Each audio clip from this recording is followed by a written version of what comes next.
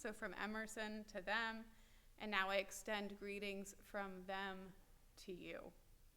It was fun to see the connections we have across our congregations and across our country. We open with these words from the Reverend Bill Schultz. Come into this place of peace and let its silence heal your spirit. Come into this place of memory and let its history warm your soul. Come into this place of prophecy and power and let its vision change your heart.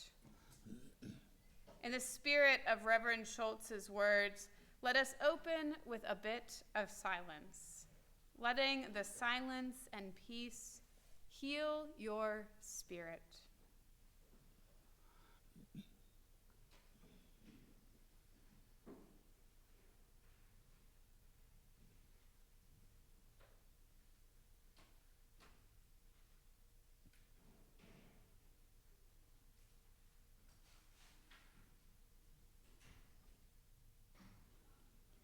And perhaps as you do this, you can imagine the memories and the history of this place you find yourself in. Even if you've only been with us for a short time, let these memories and history warm your soul.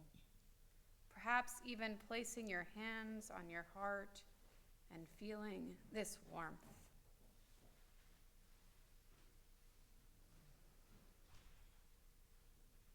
And then perhaps you can open yourself up to whatever comes next. Doing this by taking your hands from your heart and opening yourself up, open to whatever you might encounter.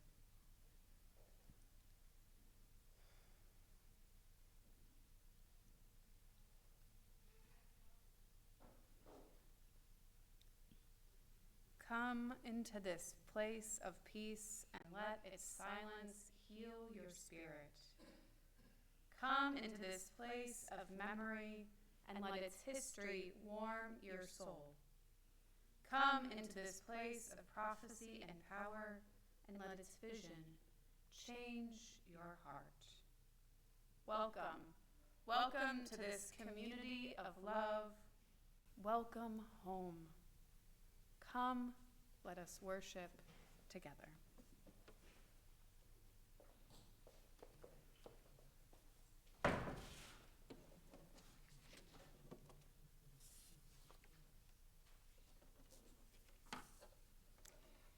We at Emerson acknowledge that our church is built on land stolen from those who have called it home for thousands of years. The nearby villages of those of Tatangba and Atvatsangba were a crossroads of culture and languages for the Tatangba, Tataviam, and Chumash peoples. This land remains part of their imperishable identity and heritage. We recognize that these tribes remain here, and we are committed to honoring their community, stories, and culture. Please rise in spirit or body for the lighting of our chalice, our covenant, and our opening hymn, number 352, Find a Stillness. And for those of you at home, please gather your chalice now. The words for this chalice lighting are from Catherine Callahan. As the chalice is lit, let us come together in sacred space we have created. Let the cares of the day fall away and know that here is a place for quiet reflection, for a pause in our lives, for breathing into our true selves. Let what is said and felt here add richness to the dimensions of our lives and spiritual practices. We are strong together in community. We share the experience of being human. Let the warmth of the chalice lit during our time together connect us and carry us into the world. Love is the doctrine of this church. The quest for truth is its sacrament, and service is its prayer. To dwell together in peace, to seek knowledge in freedom, to serve humanity in fellowship, thus do we covenant. La doctrina de esta iglesia es el amor. La búsqueda de la verdad es su sacramento y el servicio es su oración. Vivir juntos en paz, buscar el conocimiento en libertad, servir a la humanidad en comunión. Este es nuestro pacto.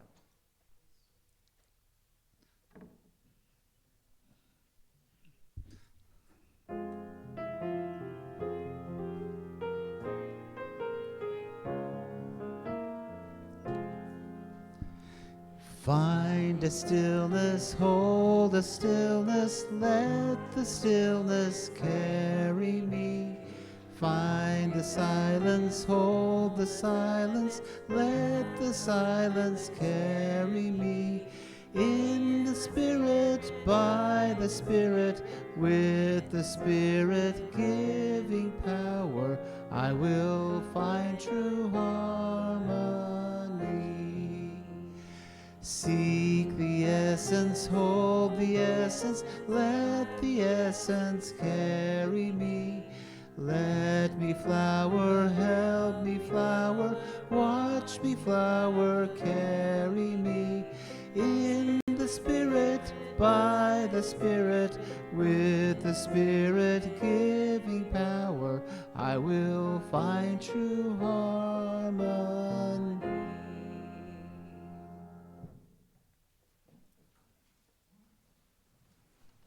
Welcome.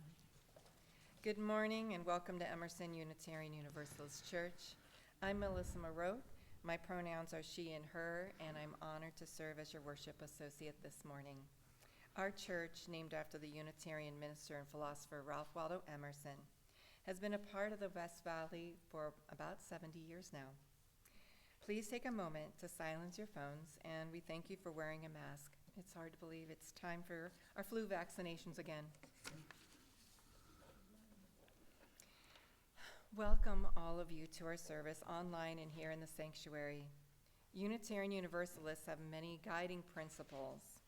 Our work for a better world calls us to harness love's power to stop oppression, and as Unitarian Universalists, we put our faith into action. We model these commitments by creating welcoming and inclusive congregations. We act in partnership with groups and communities most impacted by injustice. It is who we are, what we believe, and what we do. We hope you find a community of like-minded folks here in the spiritual sanctuary. If this is your first or second time visiting Emerson, then I extend to you a very special welcome and invite you to learn more about our guiding principles, which you can actually find in our gray hymnal. I encourage you also to get involved in events that we have here at Emerson, such as the Climate Justice Revival on the 28th and 29th, and we have a fall fundraiser on October 19th. Yes, from 2 to 5. So please sign our online guest book or the guest book out in the foyer to find out more about our upcoming events. And if you would like to share a joy or concern, you can write that in the virtual book of life, or there is also a regular book of life behind Kevin. And we will share those in our service later. Also, please plan to stay for our coffee hour after the service or the virtual coffee hour. And we will have a brief presentation about the climate revival following the service today. So stay for just a few minutes for that. Now, in the spirit of fellowship, let's take a moment to greet our neighbors.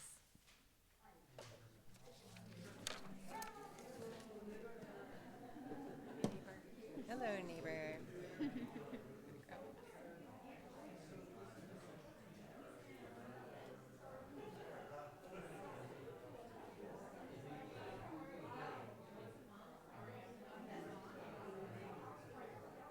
Hey, yes.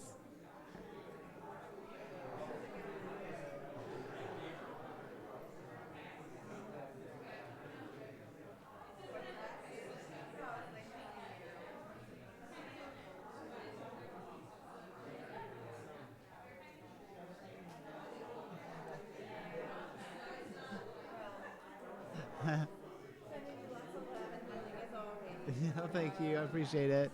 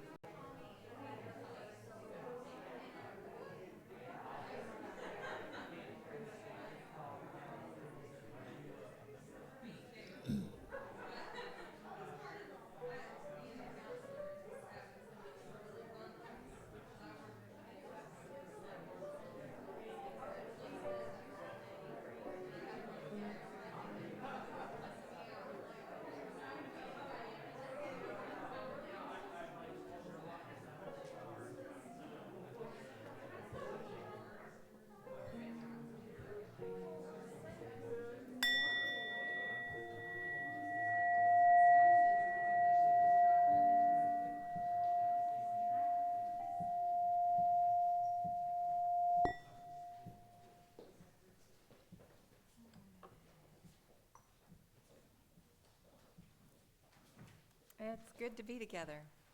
Hopefully we can keep that going after the service. Slowing down is today's sermon, and I'm sure we can all relate to how much this message is needed in our lives today. People often tell me that I seem so busy and how I'm out doing things all the time, and you know, it's true.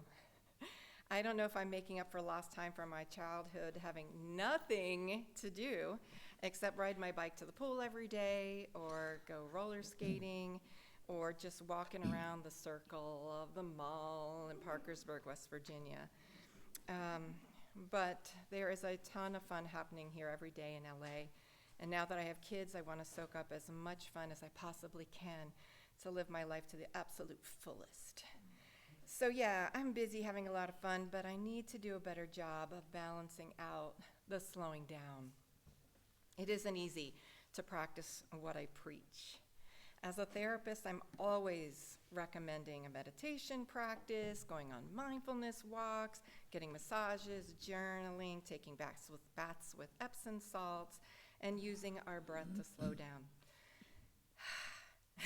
I love a good massage and taking baths. And I definitely love meditation, but taking the time for those mindfulness walks and meditation, those are not things that I happen to do as much as I would like. I end up prioritizing other things. And I know people always have the excuse that they have no time, but the truth is we just aren't prioritizing it. And I'm guilty as charged. When I have my first session with a client, I always explore their current coping strategies and usually hear that scrolling for hours on social media, playing video games, and binge watching something on Netflix is the most convenient, easy, and entertaining way for them to slow down and relax. Mind you, I had a kill your television bumper sticker on my Volkswagen Jetta for years. So binge watching anything to me seems like such a waste of an opportunity. And yet, the average American watches almost 3 hours of TV every night and over 2 hours of social media. I am often at a loss in conversations when people talk about shows. So last year, I chaperoned my daughter's 8th grade class to Six Flags for their grad night. I was absolutely astonished to see how many kids were just sitting in the park alone, just scrolling on their phone, and how they were just missing out on this special night. And this summer, I took my girls to Disney World for a day to visit Magic Kingdom, and there were so many kids in strollers on their devices. I mean, what is happening? What is happening? So I get frustrated with my girls when we were driving around in a new city and they're on their phones, and I tell them to look out the window. Look out the window, you know? They're missing stuff. But whatever's going to be on their phone will be on their phone later. But how do we prioritize slowing down? How might we make time and room for that in our daily lives? Well, one thing, Reverend Chloe is actually offering a meditation group on Thursdays at 6 o'clock. And so I've already put that in my calendar, but like 2 weeks from now. But still, it's starting. It's going to start. But hopefully you can join in on that as well. All right.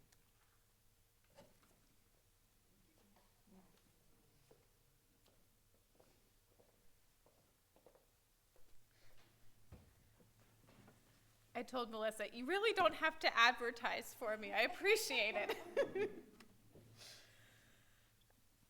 For our story for all ages today, we're going to do a guided meditation, and it comes from William Meyer, and it's actually a book, so if anybody likes this guided meditation, you're welcome to look for this book. It comes from a book called Healing Breaths, a guided meditation through nature for kids. So I invite you to find a comfy spot. Let your arms be long and your hands be soft. Place one palm in the other and gently squeeze your hands together. Take a big breath and close your eyes. For a moment, find your breath. Notice the length. Is it short or is it long?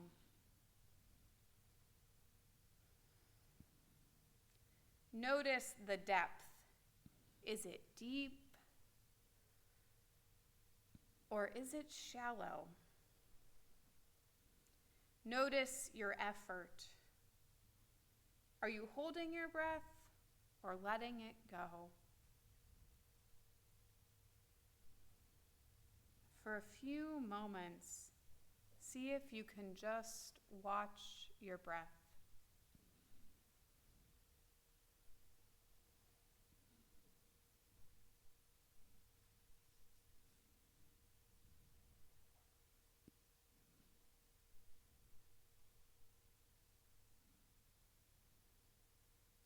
Now imagine that your breath is like waves of the ocean. As you breathe in, a wave rolls up to the shore. As you breathe out, it returns to the sea.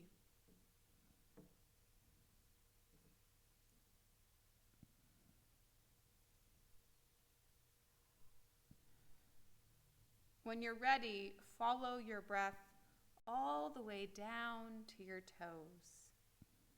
Maybe even imagine the sand beneath your feet.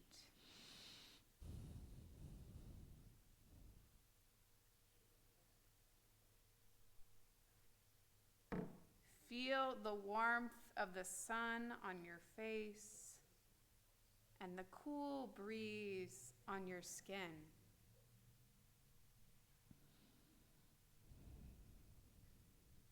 Pick up a pebble or a shell and throw it as far as you can into the water and watch the ripples spread outward in every direction. Imagine that you are at the edge of that ripple.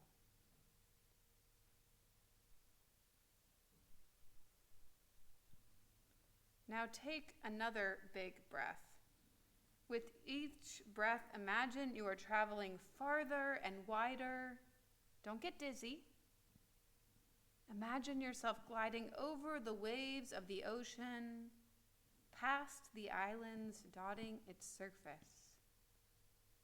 Imagine yourself floating past coral reefs, skimming over tidal pools, and flying above white, sandy beaches. Now, see yourself moving over the land. first above the rocky coastline sprinkled with constellations of barnacles, starfish, and crabs.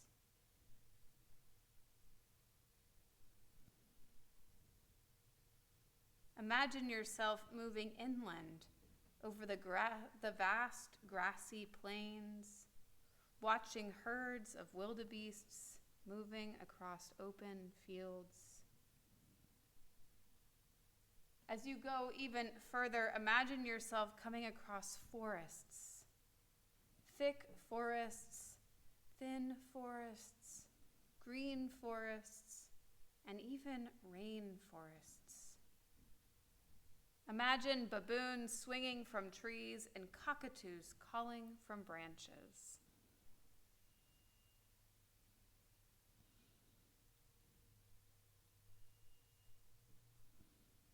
Now picture yourself beginning to climb, rising up high mountain slopes, past rivers and streams, to where a bighorn sheep is standing firm on the edge of a cliff. As you reach the towering peaks, imagine snow leopards nesting in the rocks and a falcon circling high above in the sky. Picture the brilliant sun shining down on you and the vibrant blue all around.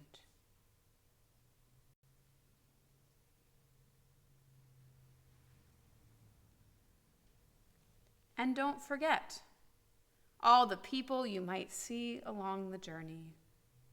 Imagine the families traveling across the deserts, the Sherpas climbing high into the mountains, the herders moving through the open plains, the fishermen casting their nets into great rivers, and farmers working the soil with their hands.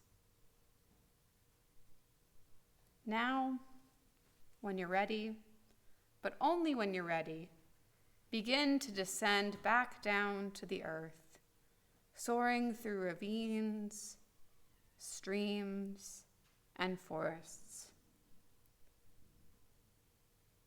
Keep going through the grassy fields until you reach the sandy desert. Float past the camels and the cacti and the rattlesnakes.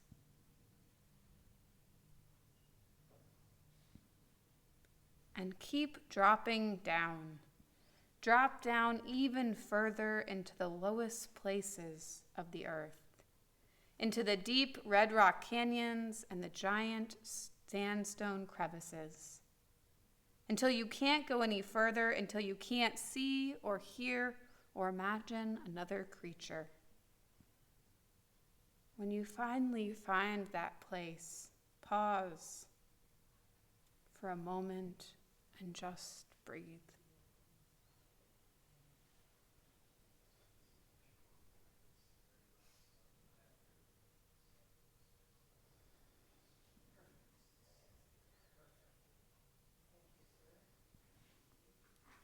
Breathe into the blue of the sky.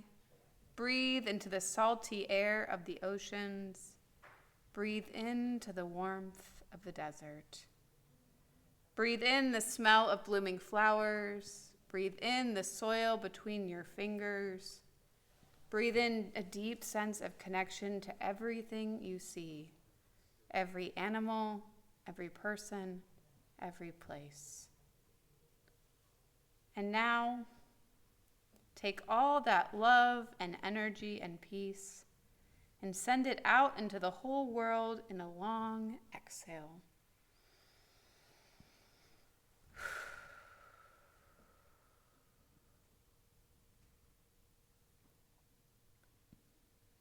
Let us open your eyes.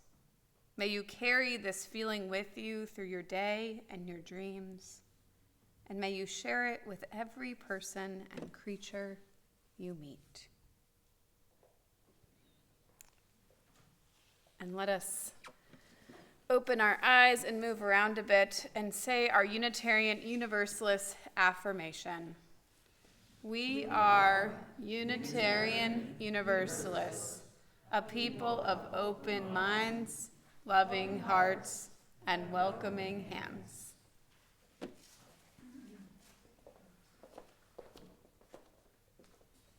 One of the ways that we live out our value of generosity is by sharing the collection plate.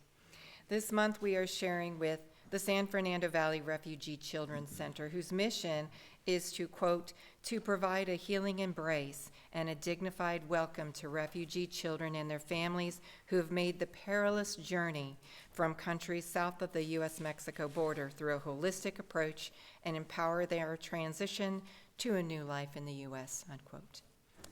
You can donate online via the Breeze mobile app or donate.emersonuuc.org and select Sunday offering. If you're writing a check, please make it out to Emerson UUC or EUUC and write "Share the Plate" in the memo. Thank you so much for your generosity.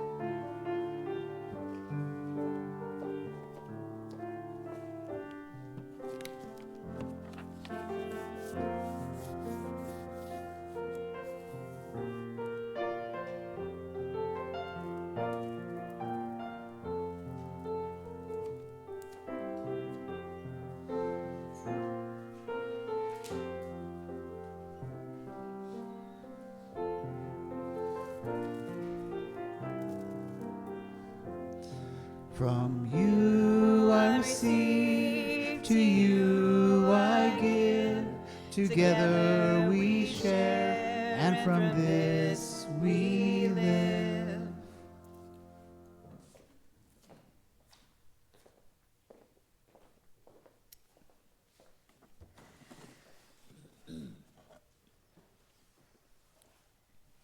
We have some joys and sorrows today from our book of life. Written here in our book of life is prayers for Camp de Venneville Pines. They are in the path, or have been in the path of the line fire, and many Unitarian Universalists are concerned and raising up thoughts and prayers for de Venneville Pines at the moment. We pray for all of the safety of the staff and the campers at this time. And it looks like we don't have any joys or sorrows in our virtual book of life.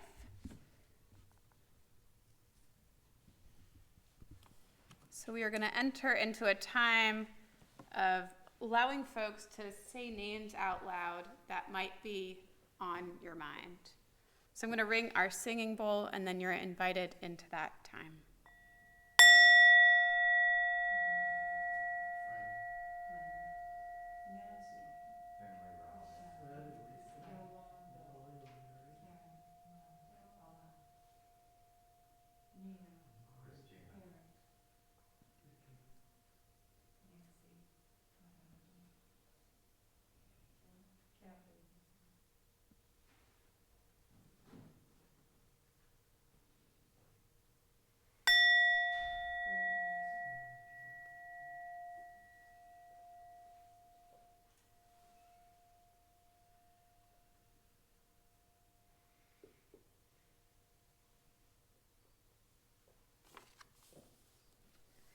I invite you to join me in prayer. When I breathe in, I'll breathe in peace, peace. Breathing in peace. Spirit of life, grant us peace, peace to those in pain, to those carrying sorrows, to those who are suffering, to those who need their burdens eased. Spirit of life, give us peace. Peace that brings forgiveness and prompts us to forgive. Peace that quiets our anxiety and frustration our need to rush, our push for better or for achievement. Oh, quiet peace. Breathe in peace. When I breathe out love, taking peace and turning it into love. As we breathe out, O Spirit, we breathe out love. Love that spreads laughter and joy. Love that spreads relief. Love for those who need it most. Love for those in the path of disaster. Love that upends oppression and spreads justice. Love that resides deep in our spirit. Breathing in peace, breathing out love. May it be so. Amen. And let us sing our centering hymn, Meditation on Breathing. We've done this a few times, so I think most everybody knows this. We'll start with just the bass. Breathe in, breathe out, and do that, and then a few times, and then I'll just launch into the melody. When I breathe in, I'll breathe in peace, and then anybody that wants to join in, great. If you want to stay on the breathe in, breathe out, go ahead. That's perfectly fine. Then eventually we'll get to the descant, and anybody who wants to join any of the parts or flip back and forth, go for it. Breathe in, breathe out, breathe in, breathe out, breathe in, breathe out, breathe in, breathe out. When I breathe in, I'll breathe in peace. When I breathe in, I'll breathe out love.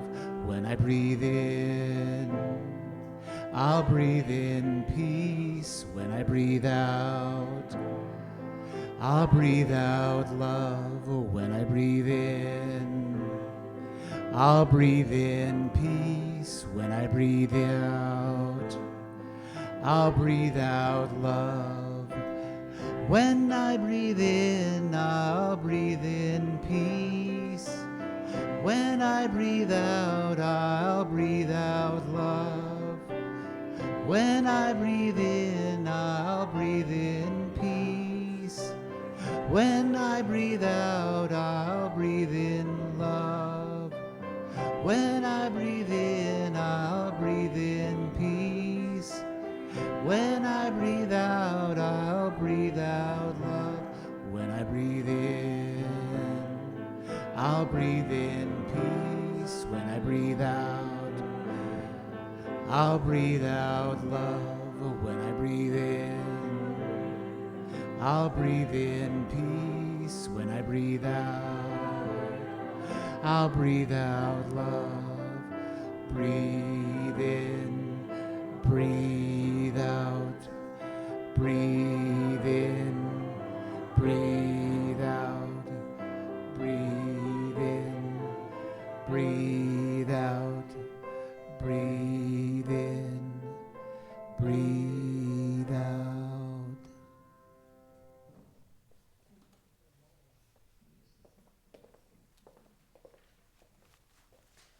Thank you. That was beautiful.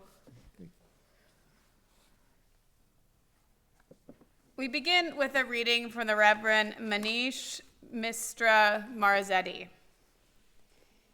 Manish is the senior minister at our congregation in Ann Arbor, Michigan. This is called Slowing Down. In the midst of running from my problems, from myself, from one necessary task to the next, I listen to that impulse within me, the one that reminds me that I could keep on running blindly my whole life. Days and months speeding into years, losing all perspective. I am reminded that learning how to rest and abide in you is how I learn to rest and abide with me. I need you, source of all creation, as deeply as I need myself, as deeply as I long for comfort, reassurance, guidance, and truth. Your presence feels so distant, too distant, when I'm living life as if it's a marathon, waiting to be won. Help me instead recall that slowing down can be just as important, perhaps at times more important than speeding to get things done. Help me remember, beloved, that the longings of my heart are never satisfied by the sprint, but rather by the slow, languid meander.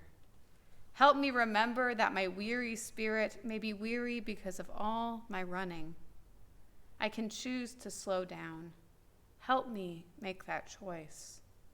Walk with me as I make that choice.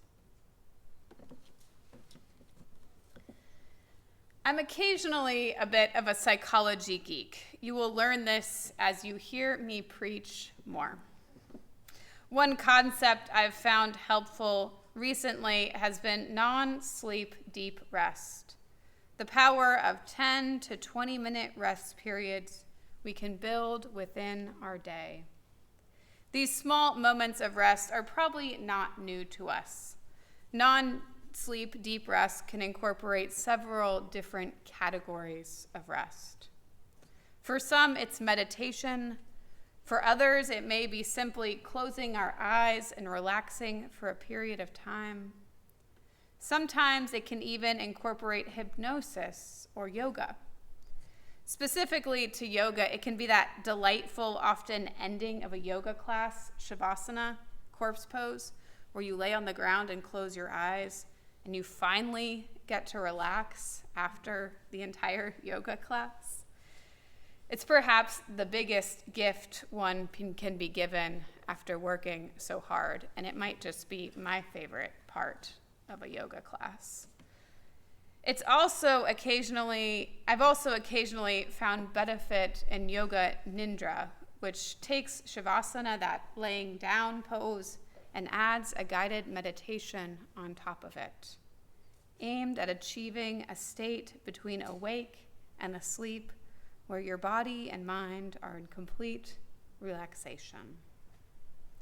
There is power in calming our body and giving our brain time to learn or process experiences from our day, much the way that sleep helps us learn and process. Time when we let our mind wander away from the immediate task at hand. Letting our mind go where it needs to go, process what needs to be processed. Time where we slow down and just be.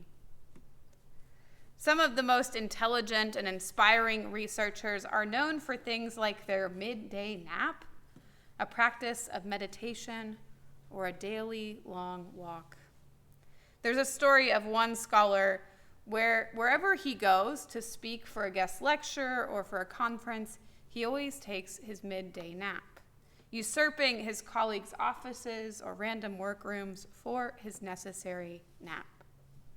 I personally like to imagine a busy grad student stumbling upon this famous speaker asleep on the break room couch.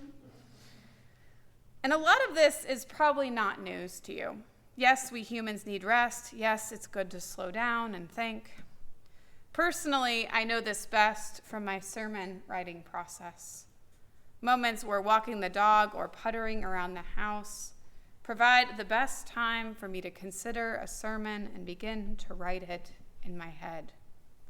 I have to slow down and let my mind wander before I can sit down to find the appropriate words for Sunday.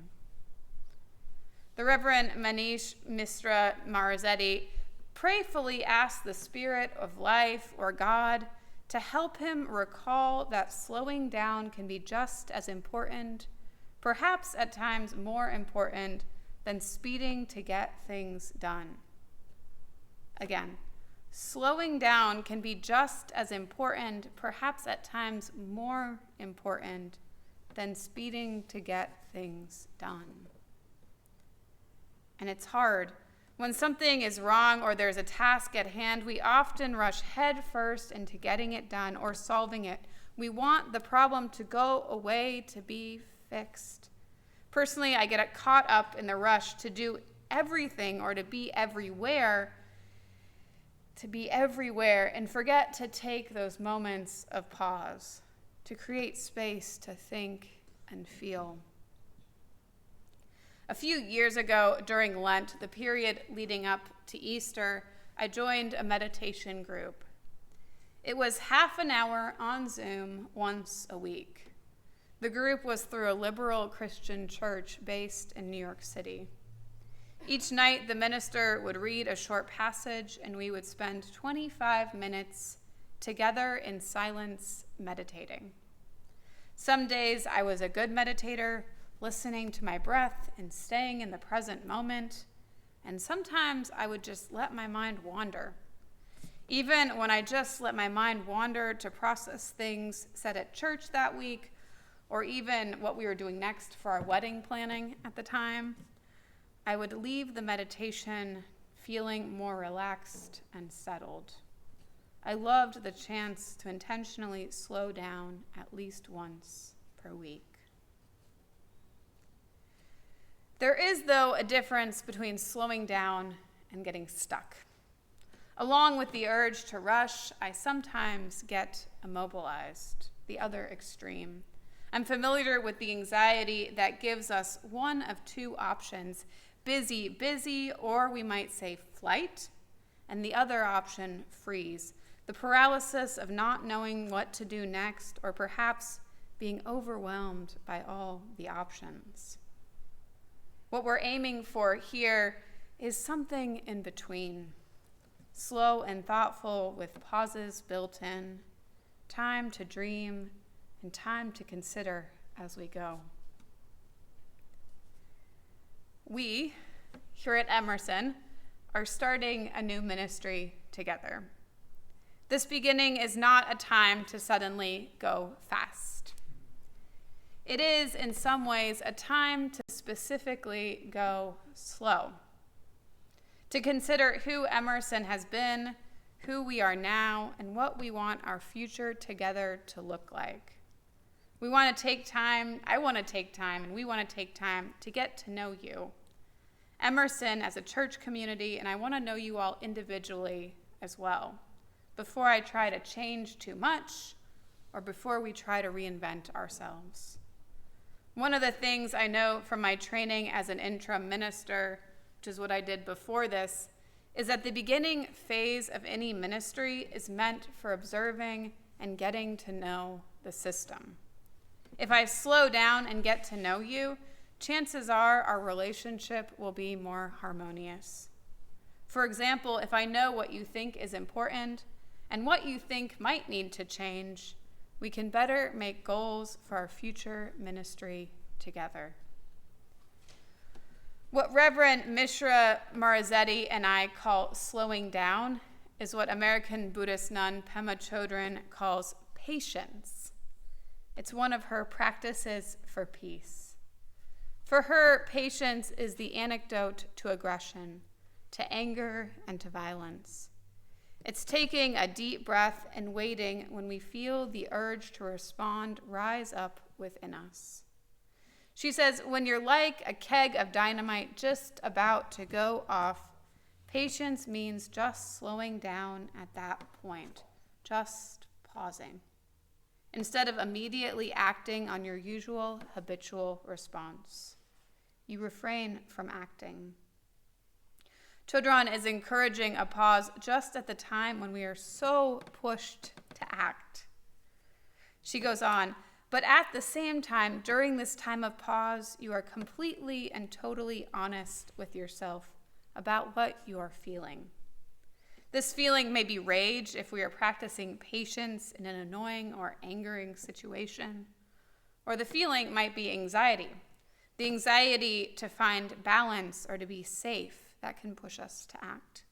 The pressure to rush to the next thing to avoid the uncertainty we find ourselves residing in. We are asked to sit and observe the feeling without letting it push us to respond. This rush to respond or to act can be tempting, and it's tempting in a new ministry to want to fix everything all at once. But the rush doesn't satisfy the longings of our heart, says Reverend Mishra Marote. That's what he reminds us. The rush doesn't satisfy the longings of our hearts. In fact, it's usually in rushing that we miss what's important, what we really need or desire, who we really are. If we believe in God, we might even miss where God might want us to go or where God might be calling us. In Christian churches, a transitional time is about pausing and listening to God's voice within the community and finding direction from that. Pausing and listening to God's voice. In Unitarian Universalist times, we are pausing and listening to our own inner voices and taking direction from what the chorus of voices tells us. What does that still small voice say? What undercurrent might we observe? What might our hearts want but be too afraid to ask for? What is our deep calling? We have to slow down, let our brain and spirit have time for pause, and listen to what we want next. There's a phrase that gets attributed to a lot of famous people, and I've heard it a couple of ways. Everyone needs half an hour of prayer every day, except when we are busy. Then we need an hour. And I've heard it another way. If you don't have time to meditate for an hour every day, you should meditate for 2 hours. We are in an election year. For many of us, anxiety is high. I find myself anxiously checking poll results and praying that justice will prevail. And I've observed this anxiety in my family, my friends, and here at church. And I can't help but wonder if perhaps that means we need to slow down. Whether it's engaging in a meditation practice, including the one I'm leading here, going for more walks, taking more naps, doing some yoga or stretching, or just sitting and listening to music. Whatever helps you slow down and get that pause. Especially in a time like this, beloveds, we need to slow down. Take some time to calm our minds and listen deep within. We need to slow down as we continue to figure out what comes next for this community, as we navigate what happens next between us and this ministry.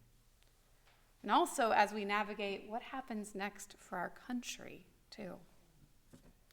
We need to give ourselves time to process and think and to feel what's calling to us. Deep breaths, much love. May the results of our slowing down together be beautiful. May it be so. Amen.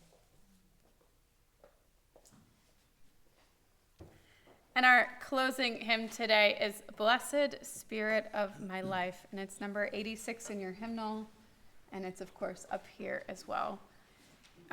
Shelley Denham was actually somebody that I knew, and she was a great, she loved greatly the Mountain Retreat and Learning Center, which is one of our UU retreat centers up in the mountains of North Carolina. So it's kind of like the de Benneville of North Carolina, and that's where she called home. So this is from Shelley Jackson Denham, number 86. You're invited to rise in body or spirit.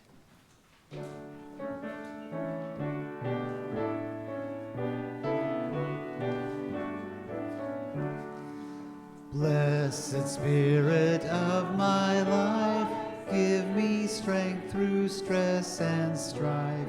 Help me live with dignity.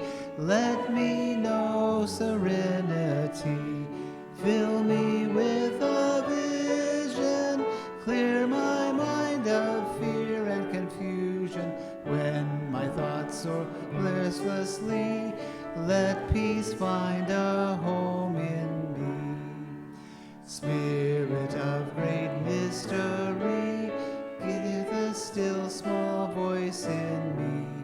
Help me live my wordless creed as I comfort those in need. Fill me with compassion, be the source of my intuition. Then when life is done for me, let love be my legacy.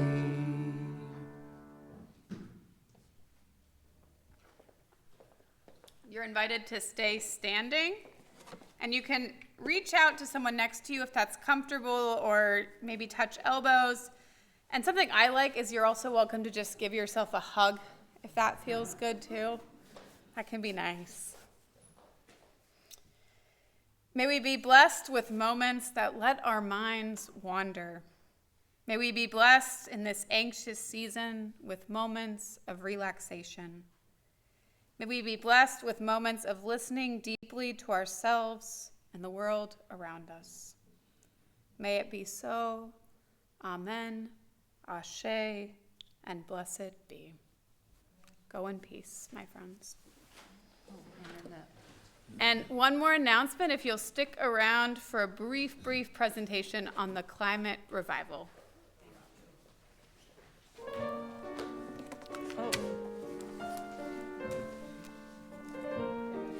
Andrea Reuter has a little announcement to make. What's that? Okay, sorry.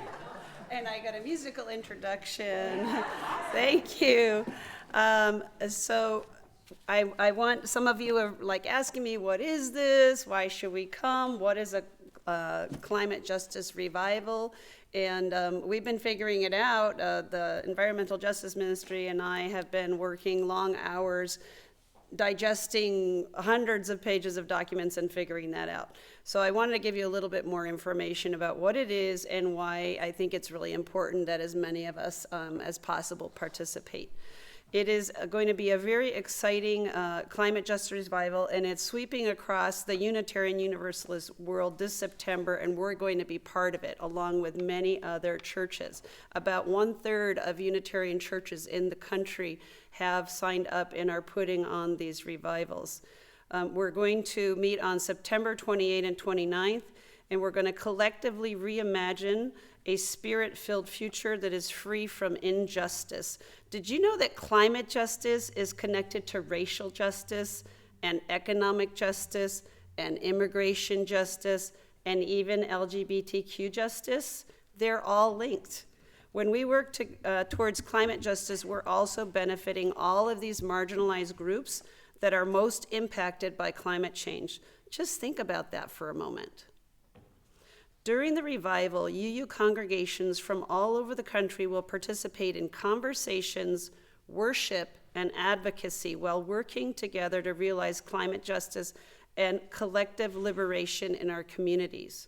More specifically, on Saturday, our congregations will identify opportunities for climate justice in our unique context here in our community, develop a vision for a flourishing future, identify a clear set of potential actions that we can take to realize this vision, and understand our roles in the interdependent ecosystem of creating climate justice and collective liberation. We are also going to sing, enjoy live music performances, share food at a potluck, and we're going to have ice cream. And we're also going to be participating in very lively interactive activities. That's all on Saturday. On Sunday, our worship is going to be focused on climate justice. Following the worship, we'll engage in an advocacy hour, 1 hour from 12 to 1, in solidarity with other UU congregations from around the country.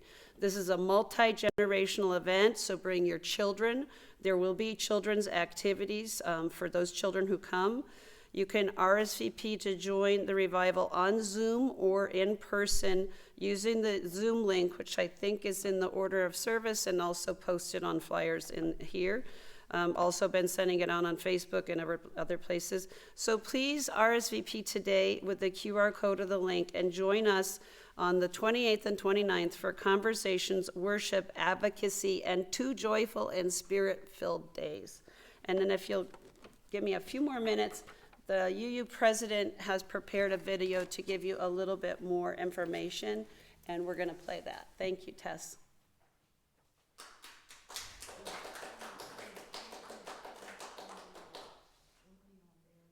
Beloved UUs, I'm here to invite you to join us for our first ever climate justice revival.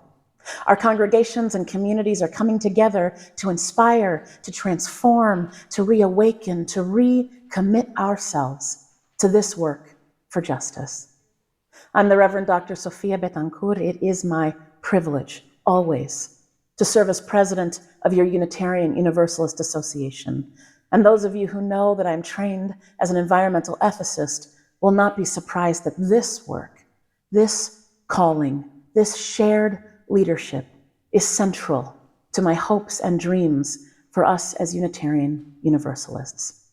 Come join us for reimagining together from an extractive age to a new era. Again, September 28th to 29th, 2024, and we're inviting all of you, congregations and communities, to this intersectional work. Let me remind us that the work of climate justice is the work of disability rights. It's the work of racial justice. It is gender justice and immigrant rights. It is the work of animal rights, of reproductive justice. It is central to our democratic organizing and to our work together to live into our values in the world. And so we're inviting you, all of you, your religious education programs, your families, your lay leaders, your green sanctuary programs, your social justice organizing teams. We're inviting your worship associates, all areas of congregational and communal life, to come into this conversation, into this new possibility for all that calls us forward in the work ahead. How we imagine just futures that bring us through fossil fuel divestment, through the work of real zero, through the work of being in relationship with Earth and with one another in new ways, will have everything to do with the Unitarian Universalism of today and the Unitarian Universalism of tomorrow. This is not just our children's futures. This is what we leave behind in our living. This is how we choose to be members of a global community with peace and justice for all. Join us, beloveds. This is where hope abides, in community, in justice-seeking work together. I look forward to joining with you in this conversation in the fall. Be blessed, beloveds.